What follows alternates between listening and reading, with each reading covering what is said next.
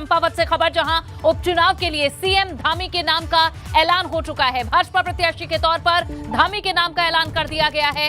भाजपा ने आधिकारिक तौर पर अब नाम की घोषणा कर दी है। 31 मई को चंपावत सीट पर उपचुनाव होना है। 3 जून को चंपावत सीट पर मतगणना है और 9 मई को धामी अपना नामांकन कर सकते हैं। 3 जून को चंपावत सीट पर मतगणना हो जाएगी। 31 मई को चंपावत सीट पर मतदान होना है, वोटिंग होनी है। ये उपचुनाव चंपावत सीट पर हो रहा है। ये बड़ी खबर, जहां भाजपा प्रत्याशी के तौर पर धामी के नाम का ऐलान हो चुका है। और अविनाश हमारे संवाददाता ज्यादा जानकारी देंगे। अविनाश, ये तय था पहले से, लेकिन अब आधिकारिक घोषणा भी हो चुकी है।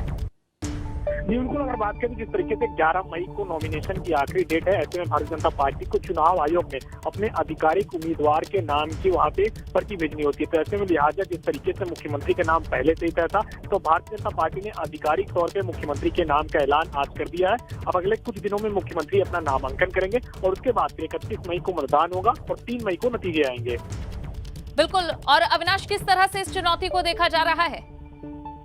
देखिए, अगर बात करें तो बीजेपी इस जीत को तय मान के चल रही है, लेकिन बीजेपी की कोशिश है कि जब 3 जून को नतीजे आए तो जो मार्जिन है जीत का वो बड़ा होना चाहिए। क्योंकि जिस तरीके से खटीमा में मुख्यमंत्री को हार मिली थी, तो एक बड़ा संदेश जाए कि मुख्यमंत्री की काफी ज्यादा लोकप्रियता है। और यही कारण है कि जब चंपावत के वो चुनाव लड़े बगल की सीट से, तो काफी बड़ी मार्जिन हुई है। तो बीजेपी की अब यही कोशिश है कि जब 31 मई को मतदान हो और 3 जून को जब नतीजे आए, तो बड़ी मार्जिन के साथ मुख्यमंत्री वहां से चुनाव विजय करके आए।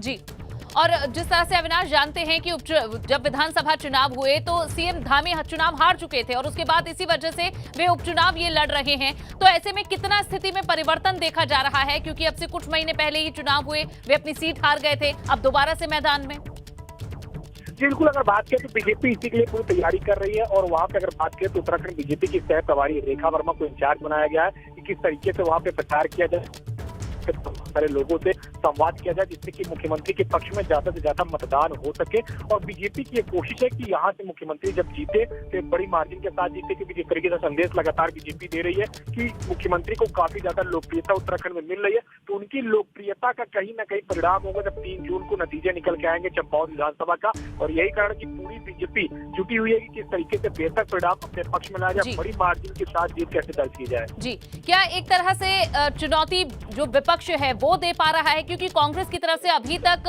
जो इनका प्रत्याशी है वो नाम भी तय नहीं हो पाया है, तो ऐसे में विपक्ष की तैयारी कैसी देखी जा रही है?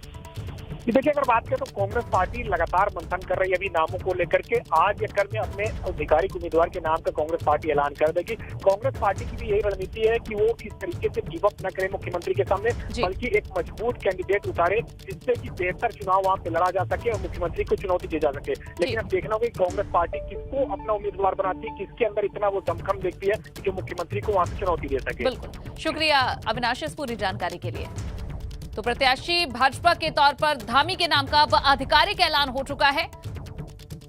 भाजपा ने आधिकारिक तौर पर नाम की घोषणा कर दी है।